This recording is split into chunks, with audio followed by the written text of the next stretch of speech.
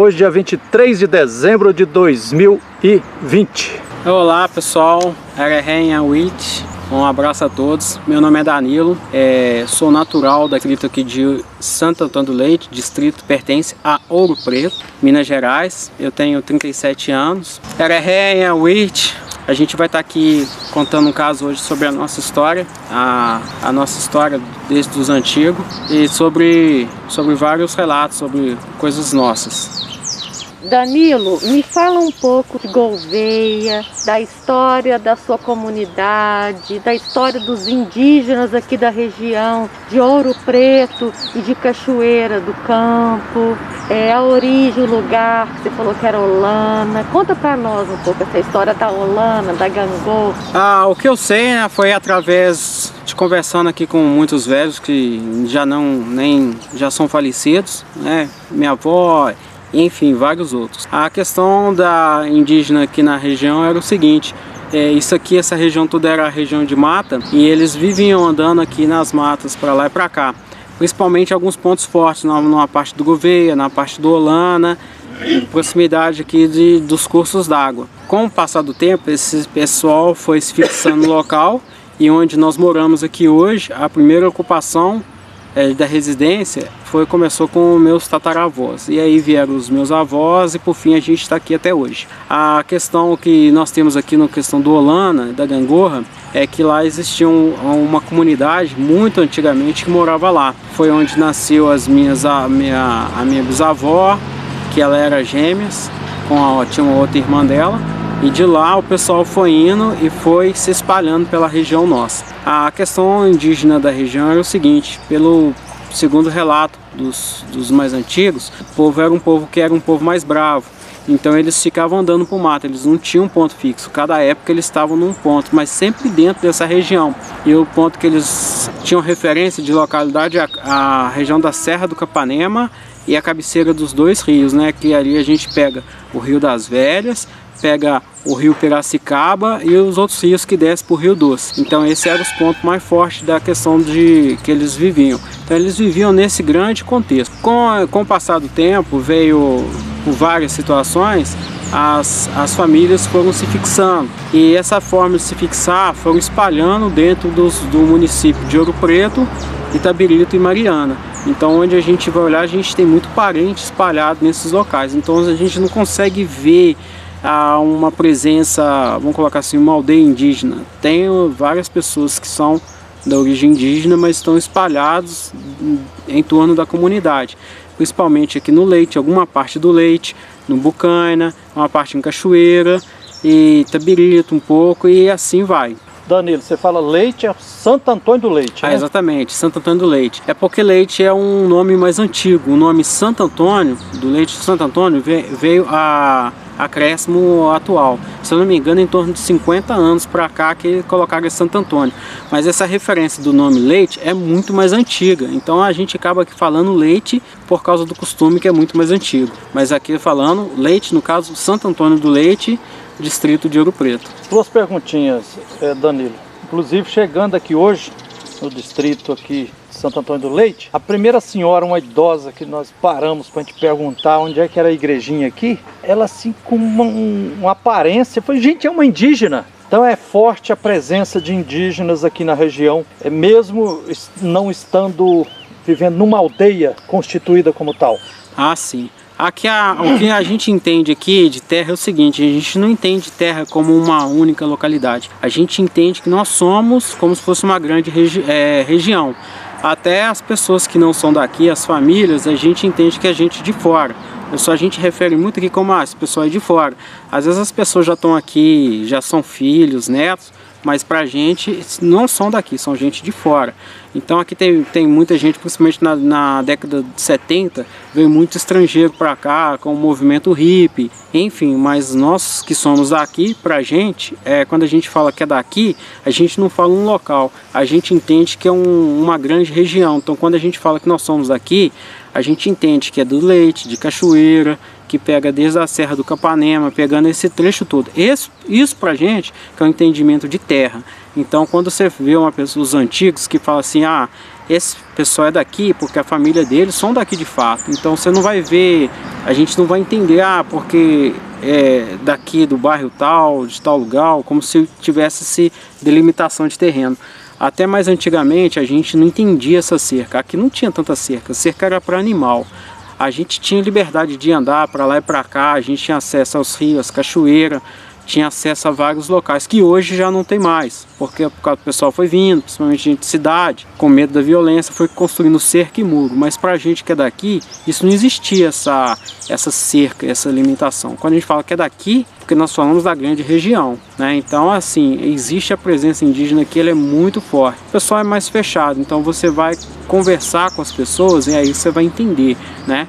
Que eles se conheciam como era chamado no passado, botocudo, buticudo, burum ou até crém, que eram os nomes que eles se autodenominavam no passado. A questão é que eles foram abandonando a cultura e foram vindo para cá, começou isso aí mais forte, foi com a pandemia da varíola, que foi na virada do século atrasado para o século passado.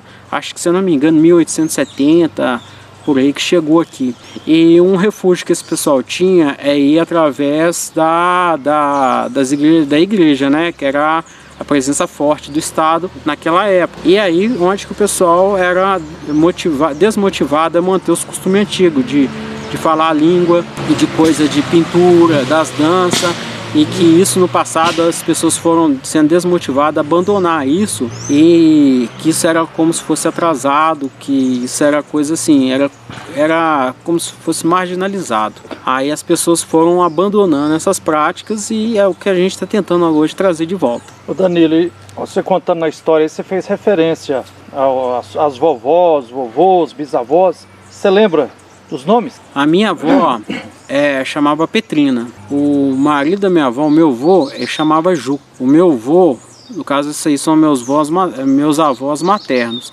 Os meus avós paternos eram a Maria e era o Geraldo. Esses são os meus avós maternos e paternos. Bisavó, você lembra o nome ou não? Bisavó eu lembro só o nome de uma avó minha, que é a Josefina. Essa bisavó minha, ela tem uma história interessante. Ela era gêmea e ela vivia numa comunidade indígena que era perto daqui. E eles acreditavam que os filhos gêmeos tinham que matar um, porque um ia ser mal. Só que como não sabia quem ia ser mal, então eles matavam. E a minha tataravó falou que não ia matar ninguém e ela resolveu manter as duas filhas vivas. Então essa foi uma história interessante. E segundo o relato, elas eram umas moças muito bonitas, ficaram aqui na comunidade e aí as duas, nós temos parente hoje, no caso dessas duas, né? No caso do lado da minha bisavó e da irmã gêmea dela, nós temos também muitos familiares aqui também na região. E essas avós e a bisavó eram indígenas? Eram indígenas, essas eram indígenas. Me conta um pouco o que a sua avó te falava sobre os indígenas, sobre a sua ancestralidade indígena. Ah, sim. Uma coisa interessante, que se você for perguntar aos mais antigos aqui, sobre a questão de índio, eles não se identificam com a palavra índio, eles se identificam como pessoas que são do local. E eles se referem aos mais antigos como os antigos. Aí quando eles falam assim, os antigos quando moravam no mato, quer dizer, quando eles ainda preservavam a cultura antiga, a cultura ancestral. Então era assim que eles se referiam aos antigos, né? Essa terminologia índio não era algo muito usual aqui. Então eles falavam os antigos quando eles ainda moravam no mato, quando eles ainda tinham os costumes do mato. Era assim que eles falavam. Eram também chamados que era um povo bravo, que era um povo que brigava muito, um povo de sangue quente. Era um povo fechado. Então essas eram as características daqui da região, né? Que o pessoal aqui era um povo que brigava muito, que não aceitava as coisas. Então essa era uma das características daqui da região. Então por isso eles foram bem combatidos. Então, mas o pessoal aqui fala com orgulho, não, os antigos era bravo, brigava, não aceitava que os outros vinham de fora. Então essa aqui era uma das características bem marcantes que o pessoal tinha orgulho de ressaltar. A sua avó comentou com você algum nome desse povo indígena aí, de vocês? Ela comentava? Sim, ela falava que o pessoal falava, eles se chamavam de botocudo, buticudo. Era o que eles mais usavam, o termo era buticudo. Eles também usavam o termo de burum e também eles falavam que eles usavam o termo de crém. né? Então esse que é os termos que eu sei. Então esses eram os nomes mais usados aqui: Buticudo, Burum e Crem. E a sua avó, né, a sua família usava também nomes indígenas? Você aprendeu a falar algumas palavras indígenas? Nome indígena aqui não. A questão dos nomes foi algo interessante. Quando o pessoal foi desmotivado a manter a cultura original e foram, falar assim, resolver a cultura essa que não é a cultura indígena, eles foram pegando o nome. Então não tem essa ideia do nome indígena. Então a gente até vê aqui que os sobrenomes eles foram dados. Então porque a gente vê parente próximo tem um tipo de sobrenome, outro parente próximo tem outro sobrenome, mas é tudo família, tudo muito perto de sangue. Então eles ganharam esses nomes para ser registrado. Então o nome indígena não. Mas tem palavras que a gente ouve aqui que eram da cultura indígena. Então, por exemplo, da língua antiga. Palavras tipo crica, cama, que aqui chamava tarimo, tarimba. Coisas como água quando tem água pouca fala mijim. Então tem coisas, muitas palavras assim que são que é justamente dessa língua. Igual minha tia mesmo fala, que quando o cabelo não tá bom, tá o cabelo de porru. Então tem algumas características assim que são da língua antiga, que o pessoal ainda fala. E me fala uma coisa, você aprendeu algumas línguas, algumas palavras indígenas que você comentou, né? Quais são assim o vocabulário que você tem principal dessa língua botocuda? O que eu aprendi aqui, principalmente na minha região, era um cumprimento. O pessoal aqui, principalmente os velhos falava, tinha um jeito de falar, um linguajar diferente. Então, por exemplo, igual a palavra igual o aré, eles falavam muito aré. Esse R no final eles meio que engoliam, ficavam tipo um aré, que era um cumprimento. Então a ideia também da quantidade, uma coisa interessante, que um Iauit, né? Eles a cultura deles, eles contavam até 3 somente. Então 1, 2 e 3. E do 4 para frente era muito. Mas não é porque eles não sabiam contar, é porque é questão de excesso. Então deu 3 para frente, já eles não contavam, já era muito, já era exagero. Então quando você saía com muita coisa, era exagero. Porque também era uma cultura que o pessoal ficava andando muito, né? O pessoal que andava muito, então eles tinham poucas coisas. Então essas coisas que a gente tem mais aqui na língua. O que eu comecei a perceber mais que foram palavras diferentes foi quando eu mudei para BH e que eu vi que era muito diferente das coisas. Então eu vi coisas específicas daqui, coisas que a gente conhecia. Por exemplo, eu tenho um tipo de cogumelo que a gente consome aqui, que eu não vi estudo, não vi nada falando dele, a gente chama de capricum, formas de às vezes preparar um alimento, certos tipos de alimento. Então tem algumas batatas que a gente consome que são batata do campo que a gente pega no mato. Então tem esses nomes. Então a gente vê um mesclado de um resquício da língua antiga já com o português. É isso que a gente vê mais aqui. Me fala uma coisa, e a história que você comentou de documentos que indicam que os indígenas daqui da região foram chamados negros da terra? Interessante. Há um tempo atrás eu fui no museu A Casa dos Contos, em Ouro Preto, na sede. E lá dizem lá que o pessoal também era chamados aqui de negros da terra. Até tem uma tataravó minha, pro lado materno, que ela era chamada de negro da terra também. Esse documento, ele é um documento maior e ele fala lá o seguinte, que eram chamados de negro da terra. E nesse documento falam sobre os negros e sobre a questão do índio. E lá fala assim, índio solta som igual a gente, faz barulho igual a gente, anda igual a gente, mas não é gente, então pode ser caçado. Então eram umas coisas que eram uma atrocidade. E esses documentos eram uma bula papal, né? Eram colocados nos prédios mais importantes, normalmente nas portas das igrejas e coisas do tipo. Isso aí, infelizmente, faz parte da história de Minas. Muitos parentes têm medo de se apresentarem como indígenas. Como que é essa história? O que eu deu para perceber aqui é porque é o seguinte, no passado o pessoal, quando se apresentava como índio, eles perdiam direito. Então eles não se apresentavam mais como índio, eles se apresentavam como pardos, mesmo sendo de origem indígena. Quem apresentava aqui como índio era caçado. Então esse termo de falar que é índio ainda é um tabu, que ainda veio para cá. O pessoal sabe que tem uma origem indígena, mas ninguém fala isso muito não. Porque era uma vida muito sofrida o cara falar que era índio. Ele podia perder a casa, ele perdia a família, ele era escorraçado. Então muita coisa aqui, ó, muitas terras que hoje tem aqui, que hoje é de fazenda, foi de grilagem, então era por causa disso, que eles falavam que eram terras de realengo, porque se não tem morador é de ninguém. Então chegava o cara que era o fazendeiro mais perto, ele tomava as terras tudo. E as terras já era tradicional nossa. Até muitos locais tem, que era como minha avó falava, que era o caminho dos antigos, onde que os antigos moravam. Então é nesses pontos que eles perderam isso aí, por causa disso. Então a dificuldade de se autodeclarar indígena aqui é muito alta. Primeiro porque foi colocado na cabeça deles que índio é o cara que mora no mato. Se você não mora no mato mais, então você não é índio mais. É isso que o pessoal que ainda entende isso aí. Então passou a ser uma estratégia de sobrevivência, negar a própria identidade. Se falasse que era índio, a perseguição aumentava. Exatamente. O pessoal falava que era índio, então eles perdiam direito. Então foi uma estratégia de sobrevivência, negar isso aí, e era muito mais prático falar que era pardo. E fora também que esse pessoal nessa época, eles não sabiam ler nem escrever. Então qualquer coisa que colocava no papel para eles estava valendo.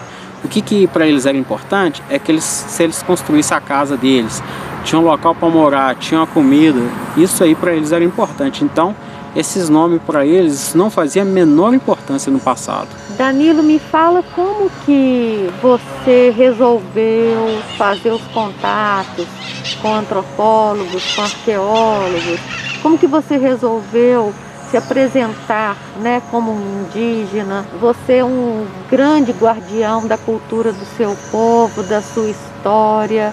Você produz artefatos lindíssimos, instrumentos lindíssimos. Você é realmente a grande biblioteca, né?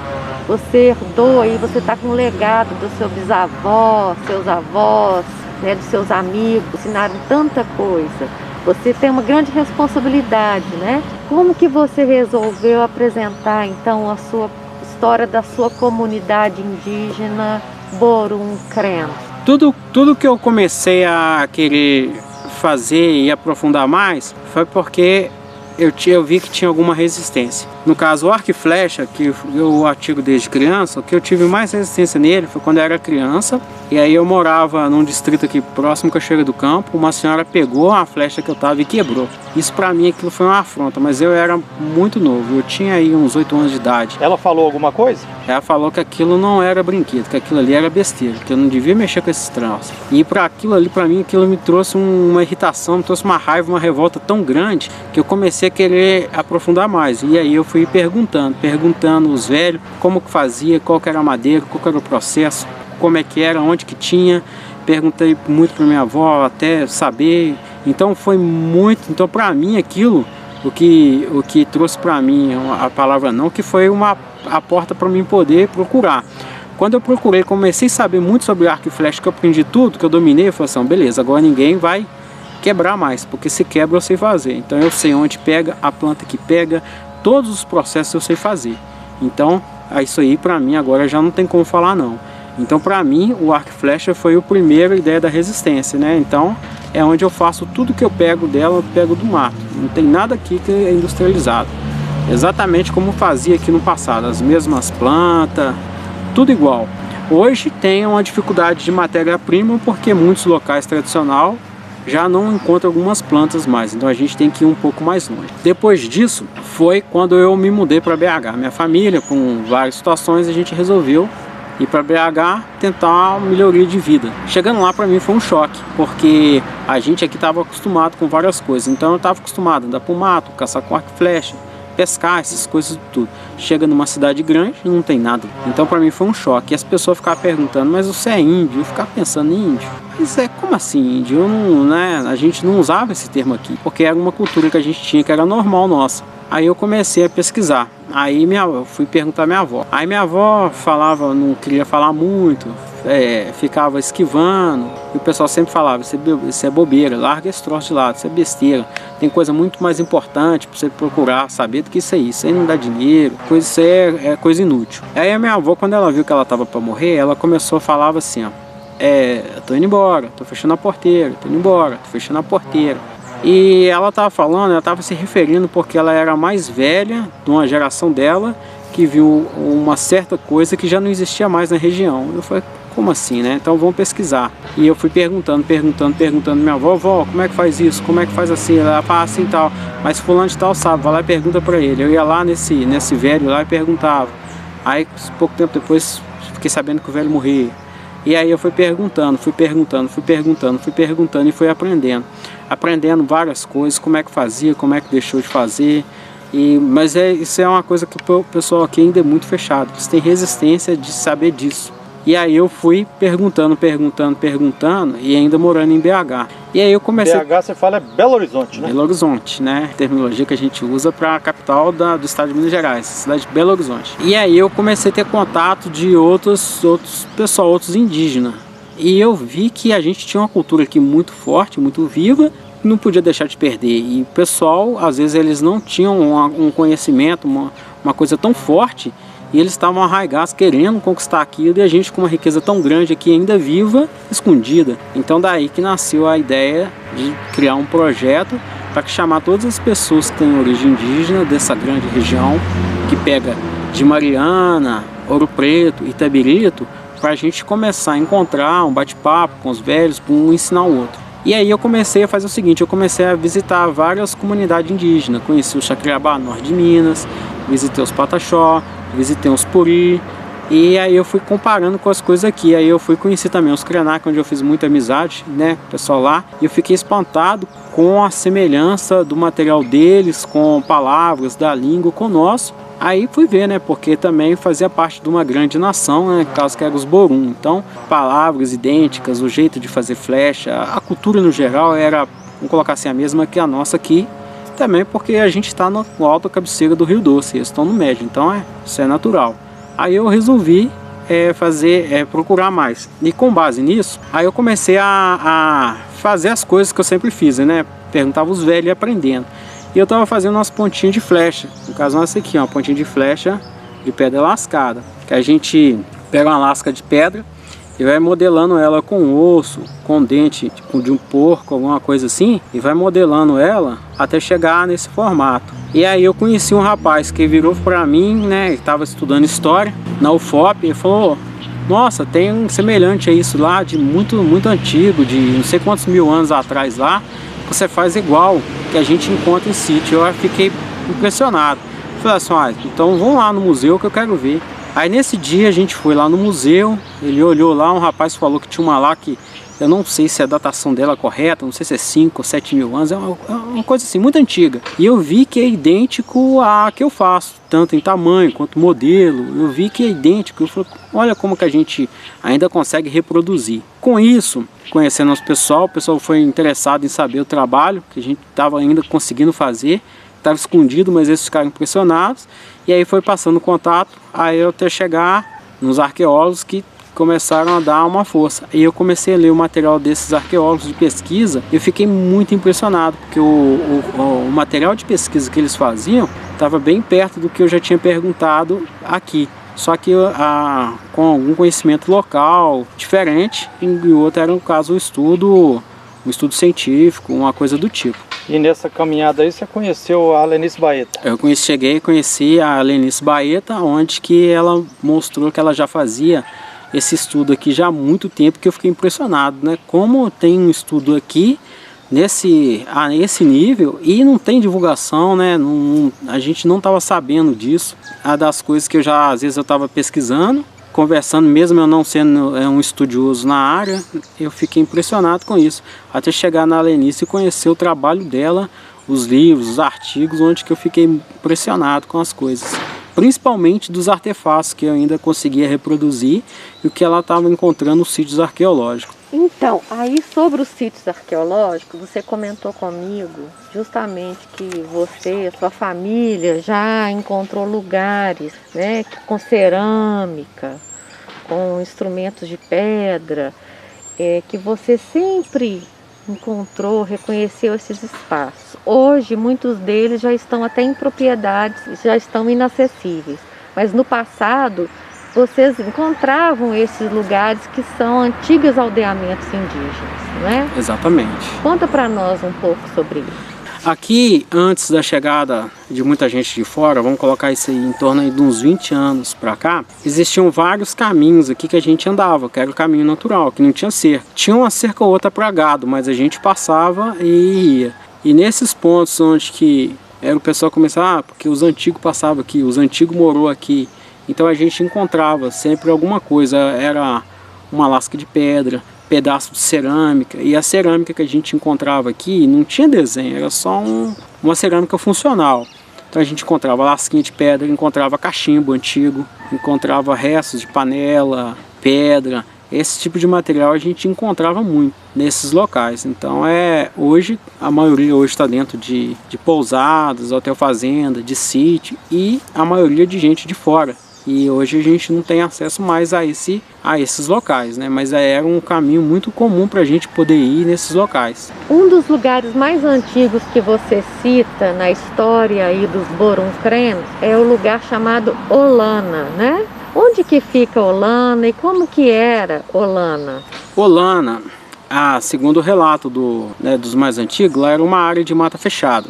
Hoje não tem mais, hoje já sofreu uma ação lá de desmatamento há alguns anos atrás, para extração de carvão. Então, mas lá antigamente era mato fechado, o pessoal se refugiava lá, porque como o pessoal, né, o caso dos Botocudo era um povo muito, que brigava muito, que não aceitou muito a presença do pessoal caçando ouro aqui, então tinha muito conflito. Então eles se refugiavam no mato. Onde tinha mato fechado, eles moravam. Então nessa região do Olana, que era o caminho para um local que o pessoal também conhecia como Cumbe, que saía para um distrito que chama Bucaina, principalmente nesse Olana, tinha uma concentração muito grande, que é onde nasceu a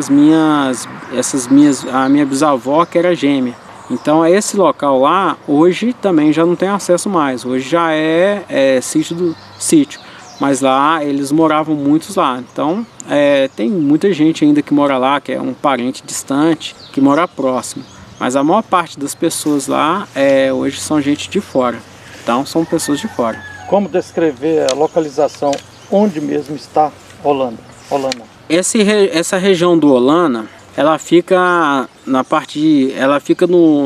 saída do Leite, do Alto do Gouveia, sentido indo para esse distrito que chama Cumbe, que é um outro distritozinho que chama Cumbe. Era uma trilha antiga, essa trilha hoje praticamente não existe mais, mas existe um caminho que sai num outro distrito que chama Cachoeira do Campo. Então é um acesso alternativo de Santo Antônio do Leite, passando por uma estrada de terra, indo para a Cachoeira do Campo, onde nasce um riachozinho. Lá forma um riachozinho que é afluente de um outro rio, que é o Rio Maracujá, que é afluente do Rio das Velhas. E por que você acha que essa região aqui ficou concentrada a família, parte da comunidade indígena? Essa área que ela no início era ambicionada pela mineração ou não?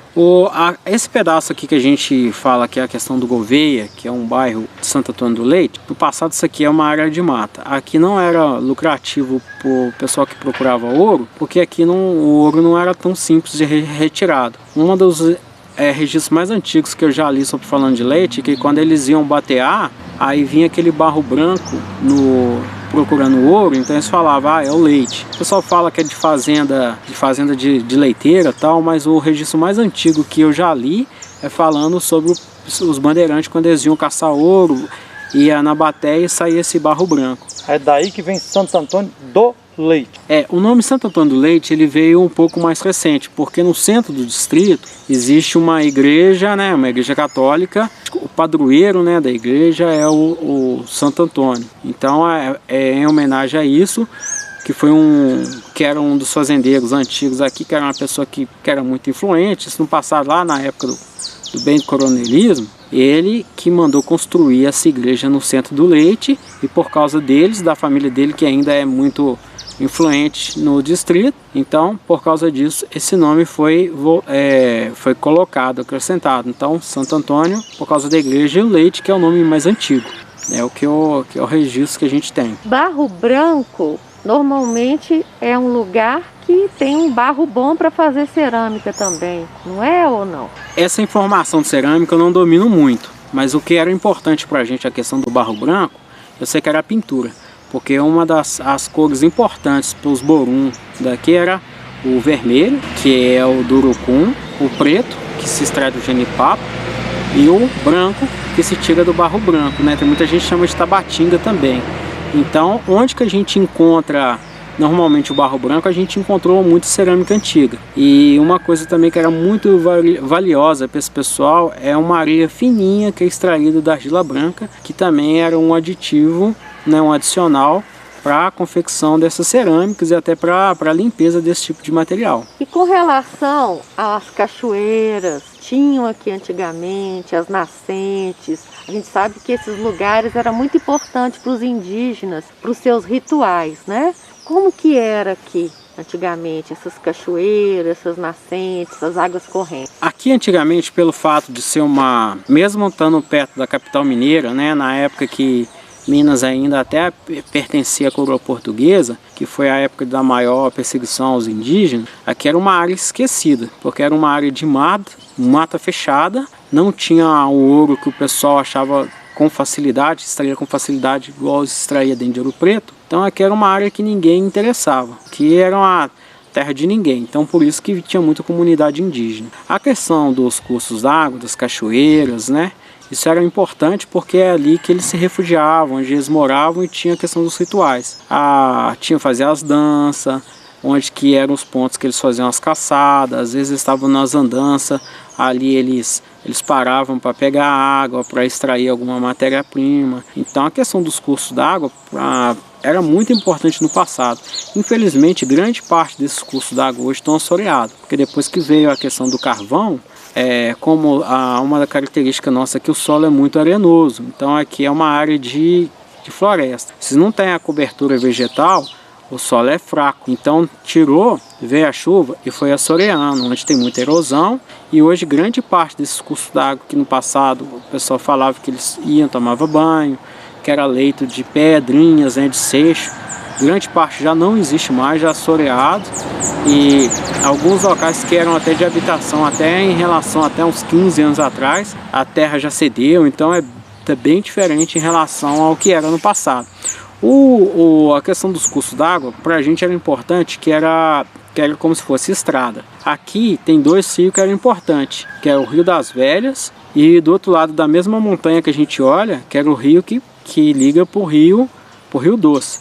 No passado aqui, todas as águas que iam para o Doce, aqui também sempre chamou de Uatu. E as águas que iam para o Rio das Velhas é chamado de Uaimi. Então quando a gente vê essas coisas, né, o rio do outro lado ali, quando você pega da Serra do Capanema, ou daqui de trás aqui que a gente chama do Cumbe, que faz parte também do município de Ouro Preto, dali para lá é as águas que vão para o Rio Doce. Então é as águas do Uatu. E dessa parte que vai para o Rio das Velhas é as águas do Uaimi. Então os rios, eles eram como se fossem avenidas, porque dentro da mata fechada era complicado. Então pegava o rio e ia conforme o rio seguindo o curso d'água até chegar no alto das montanhas.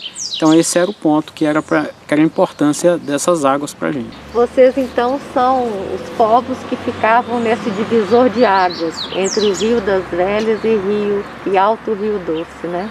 Exatamente, que era importante para a gente.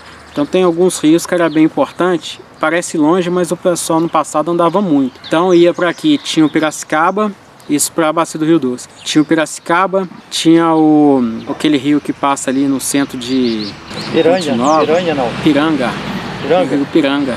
Então aqui era importante o Rio Piranga, tinha o Rio do Carmo, que nasce próximo aqui também. O Rio Piranga, Rio do Carmo e Piracicaba. Esses três eram os três mais importantes que se entendia, como no caso do Uatu, né? Já para o Rio das Velhas, o que a gente tem de importante aqui é o próprio Rio das Velhas, que ele nasce. O Rio Maracujá. O Rio Maracujá foi lá abandonado porque foi a presença principalmente dos bandeirantes, que chegaram e moraram lá primeiro. Mas o resto, grande parte do curso do Rio Maracujá ainda era importante. Até minha avó falava que o leito dele era cheio de uma planta que a gente chama de ubá, que é a matéria-prima para fazer a haste da flecha, que por algum motivo sumiu. Lá também tinha muito genipapo, que como minha avó falava, que ali é genipapo que tirava para fazer pintura. Já não tem genipapo nenhum mais, não sei por que também, né? Acabou com isso aí. E os outros rios, esses córregozinhos que nascem aqui perto, que juntava para ir para o Rio Maracujá. E um outro rio que a gente chama aqui de Ribeirão, mas que na realidade é o Rio Itabirito, que ele tem um curso pequeno, mas ele é largo, então ele era muito usado para questão de caça e pesca, que hoje também ele está poluído e ele também deságua no Rio das Velhas. É tudo muito perto. Como o pessoal no passado, né, os antigos andavam muito, então deslocar do Rio Tabirito para o Rio Piranga era muito simples para eles, era muito fácil. Ir para o Rio das Velhas, sair do Rio das Velhas e ir para o Piracicaba era muito simples isso, então era muito perto. Era só subir a serra, coisa assim de linha reta, vamos colocar aí uns 4, 5 quilômetros no máximo. Tinha os caminhos pelas matas, hoje já não existe mais, então era muito simples esse deslocamento. Essa ligação do rio, das águas que rio para o Rio Doce e vinham para o Rio das Velhas era muito fácil, era de muito fácil acesso. Ô Danilo, são um monte, eu mesmo, tendo só estudado filosofia, teologia, interpretação da Bíblia e educação, já percebo assim, tem um monte de indícios que demonstram a existência da comunidade indígena aqui há muito tempo, né? E você falando agora, estou pensando, um indício a mais, vários dos rios que você citou aí, aqui na região, nomes indígenas, né? Itabirito, Piracicaba, Piranga, são nomes indígenas, não é? É, tudo nome indígena. Há 2 nomes aqui que era da língua, né, antiga da gente, que no caso era o que a gente chamava, que é o Atu e o Aimii. Agora os outros rios foram dados nome pelos próprios bandeirantes que vinham para cá e não falavam português, né? Eles falavam Tupi-Guarani, mas eles escutavam os nativos falando e traduziam para a língua deles. Então é igual tem alguns pontos que o pessoal aqui falava muito, que é o Aimii. Hoje eles batizaram o nome do rio, do parque, que fica a cabeceira aqui, como o Aimii, mas em homenagem ao Aimii.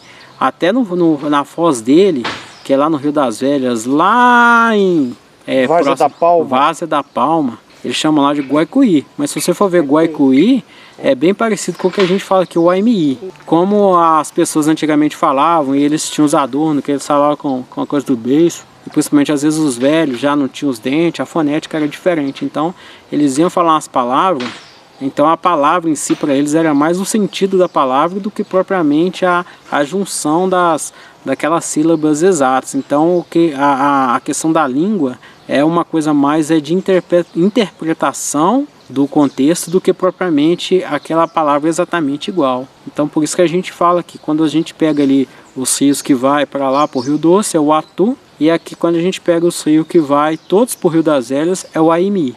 Como o Tabirito, que é o Ribeirão, também era chamado de Aimii. Então lá tudo é assim.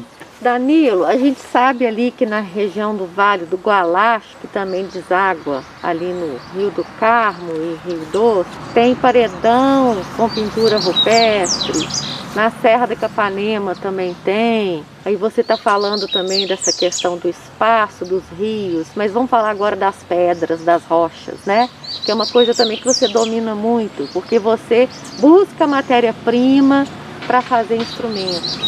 Eu gostaria que você falasse rapidamente, né, desses abrigos, dessas paredes, dessas cavernas do minério de ferro, desses abrigos, né, dessa região que você está mencionando aqui, dos Boruncrens. O que eu sabia, que eu ouvi falar dos antigos, é a questão dos abrigos, que eles achavam em caverna, principalmente nas andanças na mata. E existiam vários pontos no local aqui que eram as cascalheiras, onde que eles pegavam a faca, e, né, na língua chamavam de crack, que eu acredito, né, isso é coisa minha, que talvez por bater uma pedra com a outra, às vezes na batida, quando você lasca, devia ser que barulho da pedra quebrando, crack.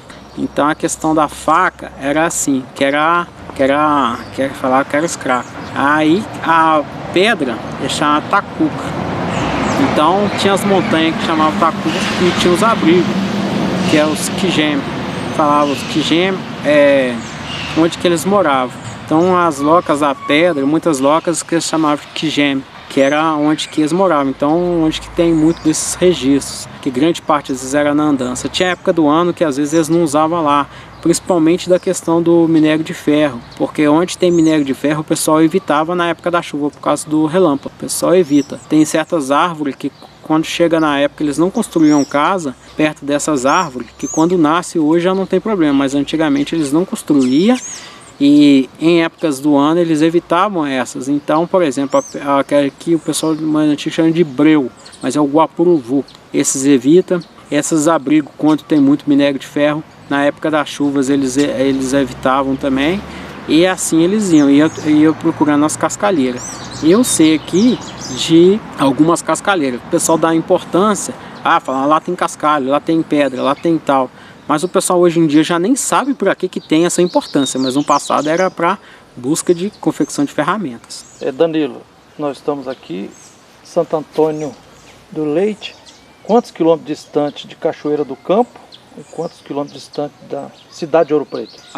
Daqui do início do Gouveia até o início de Cachoeira do Campo dá em torno de uns 3,5 km pela estrada. E daqui, da parte que nós estamos do Gouveia, que é um bairro de Santo Antônio do Leite, até o centro de Ouro Preto, na Praça Tiradentes, dá 27 km. Então a gente pode colocar que é em torno aí de 30 km de Santo Antônio do Leite até o centro de Ouro Preto, né? Dependendo da região que você esteja dentro do distrito. Ô Danilo, nós estamos então dentro do que se chama de quadrilátero ferrífero e também quadrilátero aquífero, né? Como você já falou aí, a mineração aqui seja de ouro ou a mineração de ferro, por exemplo. Agora, durante a nossa filmagem aqui, várias vezes já passou um número grande de carretas de mineradoras aqui, fazendo um barulho, atrapalhando a nossa filmagem aqui. Então a pergunta é o seguinte: nessa esforço seu e essa dedicação, eu fico muito feliz, parabéns, meu irmão, por você estar tentando resgatar a história ancestral, né, dos parentes indígenas, seus parentes nossos, né? Isso é importantíssimo, ainda mais hoje com tantas crises e com capitalismo, uma superexploração, né? Pandemia do novo coronavírus e assim, o planeta Terra gritando de não tá aguentando tanto mais devastação, né? A pergunta é a seguinte: você já conseguiu apurar aí, os avós, os mais velhos, como é que foi mais ou menos a relação dos seus parentes indígenas aqui com a mineração, seja a mineração de ouro, a partir do central, onde focos era Ouro Preto, tanto é que Ouro Preto era a capital do estado de Minas Gerais, né? Até final do século XIX, né? E também se já teve também sinais se foi relação de resistência, se os parentes foram escravizados assim como os nossos parentes que foram arrancados lá da Mãe África e escravizados aqui em Vila Rica, né? Primeira fase da mineração de ouro, ou seja na mineração de ferro. Conseguiu já apurar um pouco como é que era essa história? O que eu sei daqui é o seguinte: a exploração primeiro veio do ouro, aí depois começou a vir com carvão, e também nesse meio tempo era topázio. O topázio também era uma pedra aqui que é muito preciosa. Até hoje ainda existe exploração de topázio. Tem o capão do Lana, né? Tem, exatamente, tem um capão, tem um cumbe que ainda explora. Então aqui é uma terra rica. Antigamente, quando aqui tinha estrada ainda era de cascalho, que era estrada de terra, quando a prefeitura passava o trator, todo mundo ia correr para lá porque revirava a terra e normalmente costumava achar alguma pedra de topázio, porque faz parte da região aqui, é uma região de bastante riqueza. Com a exploração do ouro no passado, não foi algo simpático não, teve hostilidade, o pessoal não aceitava, porque para a cultura, né, do índio, a cultura antiga, a riqueza não é o ouro, não é o topázio, a riqueza é a floresta, é o rio, porque a floresta é viva, a gente entende que a floresta tem vida, tanto que quando a gente vai cortar uma árvore, a gente chega, conversa com ela e pede licença. Quando a gente vai entrar no mato, na mata, para alguma coisa, a gente vai pedir licença para a mata, porque ela é um ser vivo, a natureza é viva. O rio, para a gente, o rio é vivo, o rio não é algo morto não. Então a gente pede isso, vai caçar, vai matar um bicho, a gente agradece. Até um bicho de casa, uma criação, uma galinha, a gente vai matar uma galinha para comer alguma coisa, a gente agradece. Então a gente tem esse respeito. Então quando a gente vê que destrói a natureza, ou no passado o pessoal fez o ouro, então isso teve resistência. Sobre a questão de pegar para fazer escravo, isso não faz parte, até onde eu sei, muito da nossa história, porque o pessoal resistia muito, brigava muito. Agora, que existia troca de às vezes colocar um filho para ir para uma casa de uma pessoa para ser criado, isso aí já foi muito comum. Então eles entregavam os filhos para ser para ser criado nas casas, principalmente as filhas, né? Para elas serem domésticas da casa, mas não como essa ideia do escravo, do negro, de botar no chicote, na corrente. Isso aí o pessoal nunca aceitou. Porque eu sei que quando chegava a esse nível, eles trancavam no chão e morria ali, sem comer, sem nada. Ou se não, brigava, porque eles sempre tiveram histórico de lutar, de enfrentar. Sobre a questão da escravidão, com certeza deve ter tido tal, mas em relação à nossa história, nunca foi aceito, sempre foi de brigar mesmo. Agora, no passado foi briga com ouro, depois foi briga com carvão, e era uma tristeza, principalmente eu escutava da minha avó. Minha avó ficava muito triste em saber quando estava cortando mato. As minhas tias hoje falam, quando alguém corta muito mato, é considerado uma pessoa que não tem muito... A pessoa é quase que marginalizada, né? Vamos colocar assim. Então, assim, não é bem visto quem corta muito mato, quem destrói a natureza. Porque quando a gente vê uma floresta, a gente vê a árvore, a gente vê uma planta, a gente sabe que aquela planta tem um nome, ela tem uma utilidade, você tira um remédio, você tira uma comida, você tira uma casca para você fazer uma imbira, você faz uma coisa do tipo. A floresta precisa estar viva, então a gente sabe que tem as épocas do ano que você não caça tal bicho, que tal bicho você pode pegar porque ele come. Aquele bicho você sabe que quando ele ronda ali ele é bom porque ele está matando certos outros roedores. Então, assim, pra gente essa interação com a natureza é muito importante. Então a gente vê um passarinho na gaiola não é legal, porque o passarinho ele é bonito no quintal, e a gente sabe quando um passarinho canta, quando ele está na natureza, é porque está chegando a época da chuva.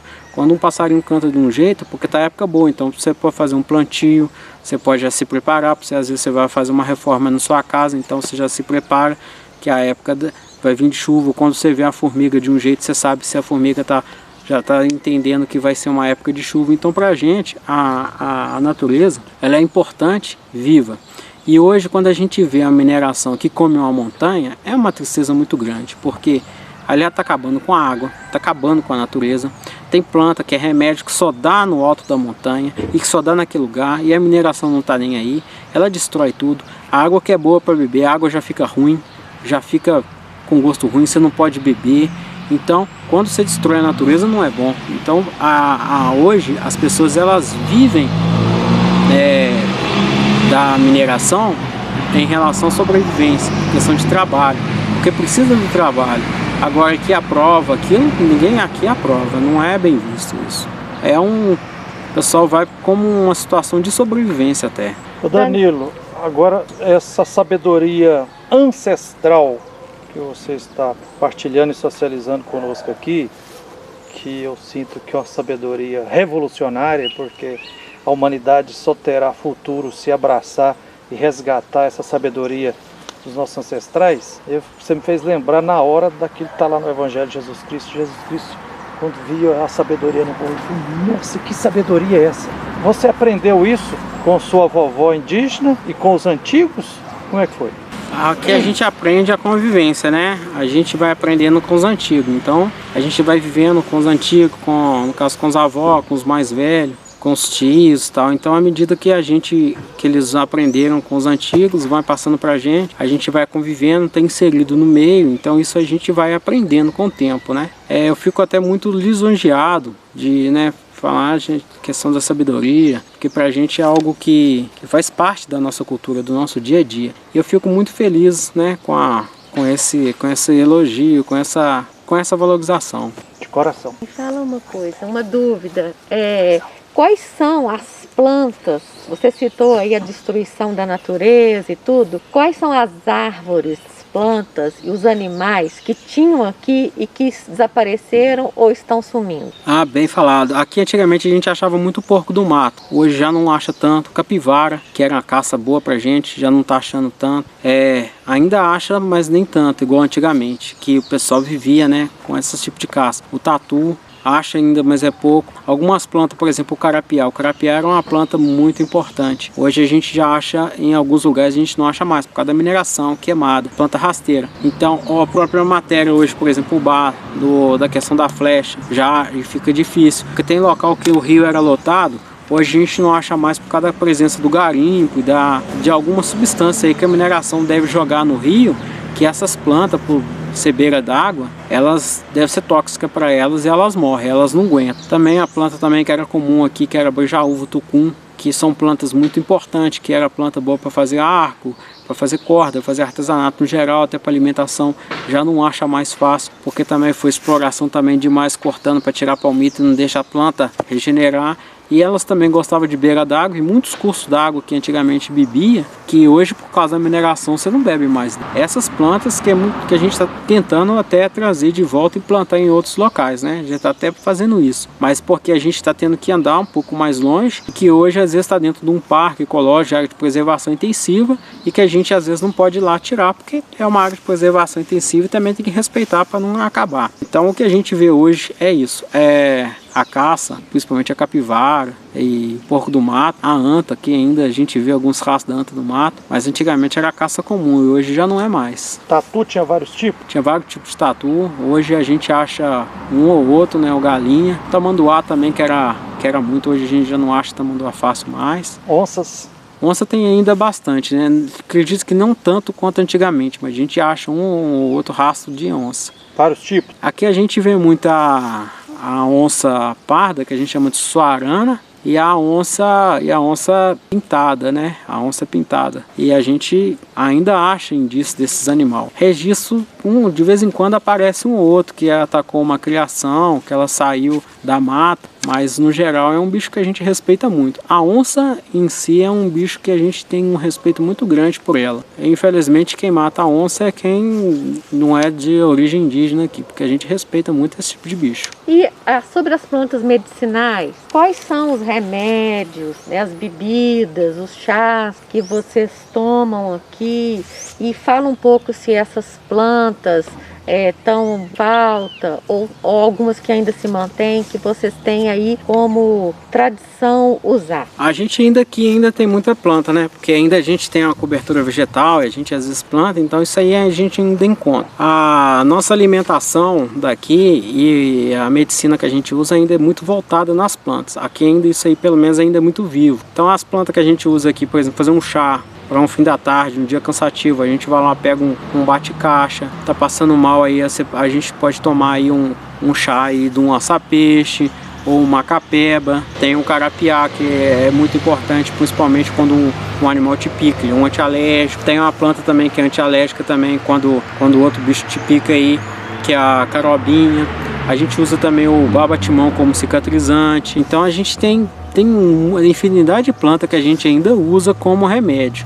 Tem planta que a gente usa ainda para alimentação, que é tal mandiocão do campo, né? Que a gente chama de mandiocão do campo, que os antigos chamavam de batata moinho. Tem várias plantas, tem biodruega, tem caruglu, então tem muita coisa que ainda faz parte da nossa alimentação. A taioba, araponobis, tem o próprio capricum, que a gente espera a época da chuva e dá o trovão, que só assim quando dá o raio, o trovão, que ele desabrocha, a gente vai no mato para apanhar ele. Então tem essas plantas que a gente pega. Tem planta na época do ano que a gente não pode pegar, que ela tá tóxica, por exemplo a taioba. A taioba a gente tem época do ano que a gente não pega, porque senão ela não tá boa. E tem época que a gente pega. Tem vários outros, tem o broto bambu que a gente faz hoje, faz muito conserva.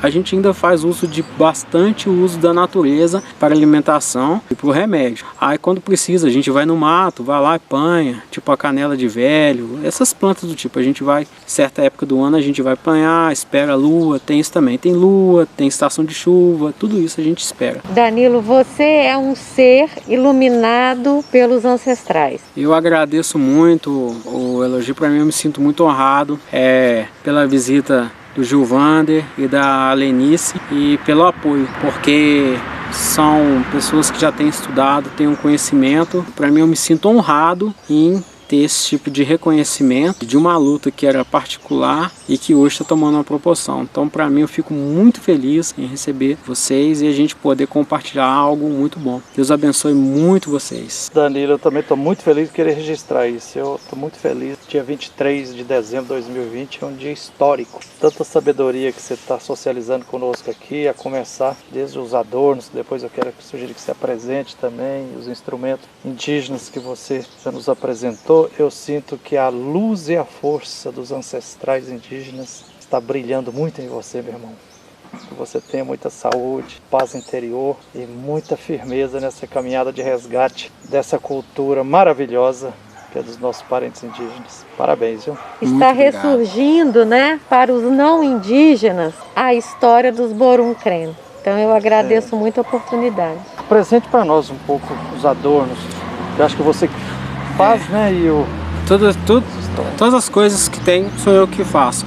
Há um adorno principal esse aqui, né? O pessoal chama de botoque. Esse aqui foi eu mesmo que fiz. É de uma planta que aqui a gente chama de paineira, o pessoal conhece por barrigudinha. O furo foi feito também, curado com... Já tinha um furo que eu furei por muito tempo atrás, criança, depois a gente vai indo e vai fechando. Recente agora, furei e ele foi curado com planta, né? Eu usei aqui o açapeixe, no caso os dois lados, que isso aqui era uma coisa marcante da gente. O que eu sei aqui no lábio, que a gente vê muita retratação, mas quem usava mais no lábio era a mulher, até onde eu sei aqui. Mas no homem, a gente só usava mais aqui na orelha. Era maior tal, mas eu deixei desse tanto. O que era a presença que a gente usava era o colar. Esse colar em específico foi de um coquinho, que chama gerivá, que eu peguei. Sementinha de pau-brasil. Esses ossos aqui foi de um animal que eu cacei. Então pra mim tem uma importância. Foi Você que fez? Foi. Isso aqui é de um tio, que eu cacei com a flecha e a gente usou ele, né? Faz parte da nossa alimentação caça. E eu peguei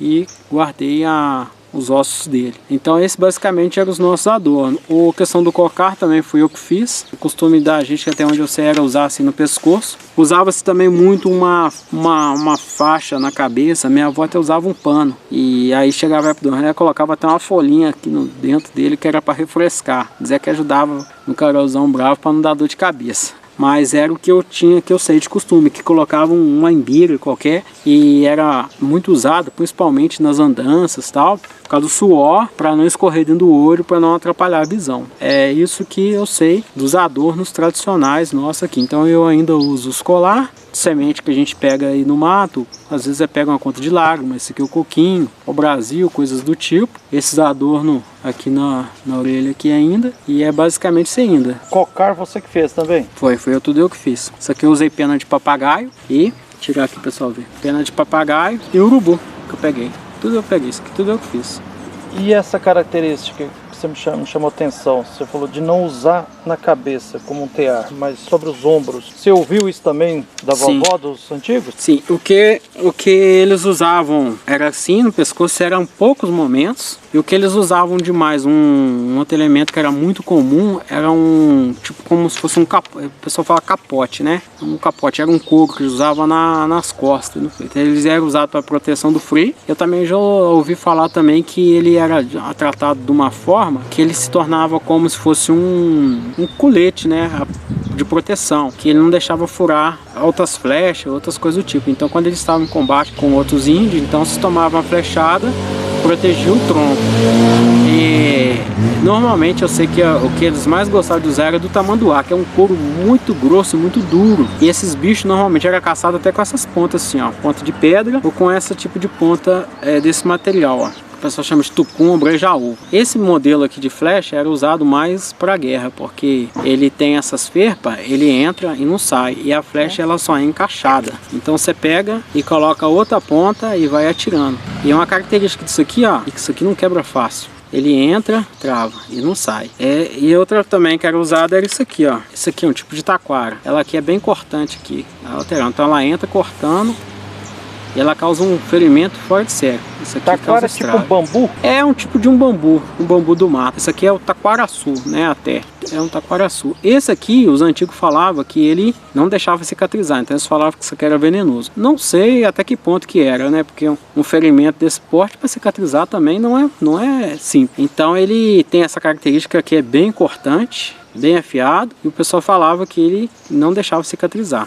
Danilo, como eu explico aqui? Estou observando uma ciência. Estou falando aqui, ó, cortante, afiado. Aqui está um reforço. Ah, sim, essa amarração. Né? E depois lá, o comprimento aqui e a disposição da pena lá também. Normalmente o tamanho era usado isso aqui, ó. O tamanho da haste. Esse era o tamanho da haste. E a ponta era normalmente isso aqui, ó. Ah, tá. Era isso aí que era usado. E o jeito de amarrar a pena, ela faz um parafuso, ó.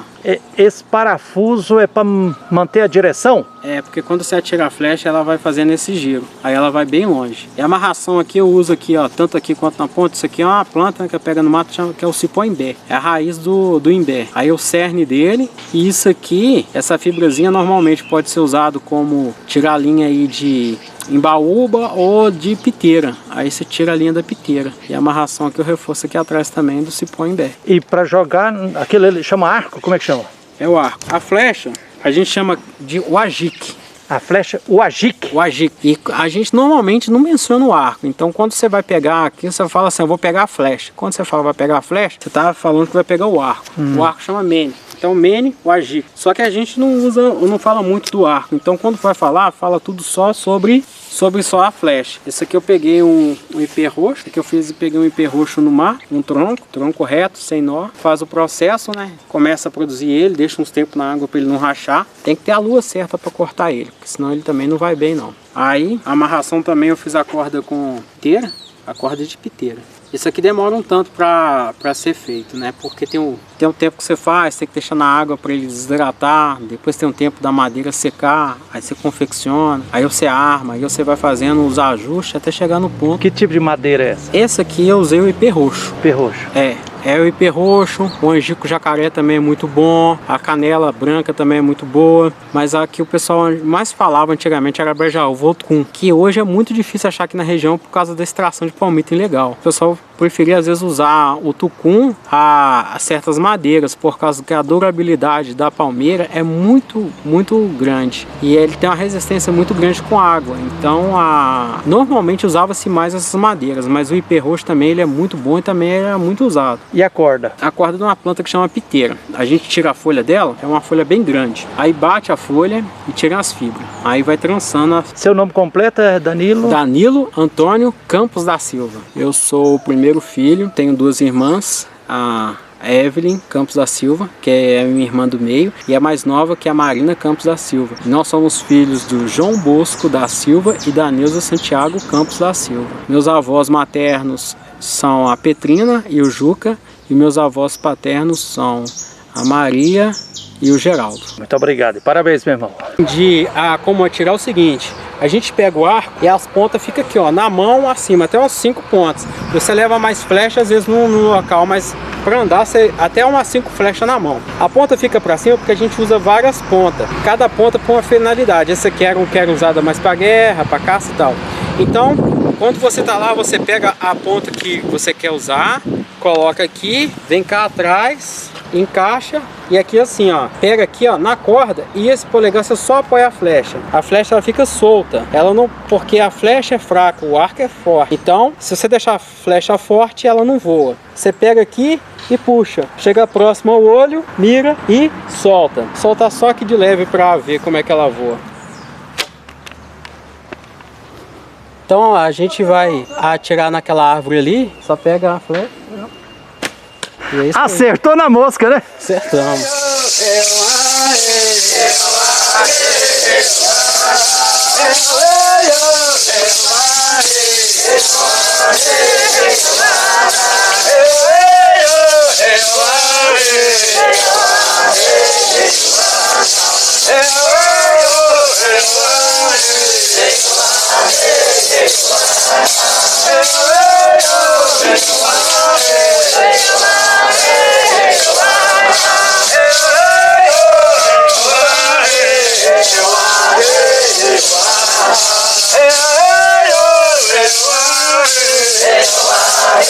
Hey,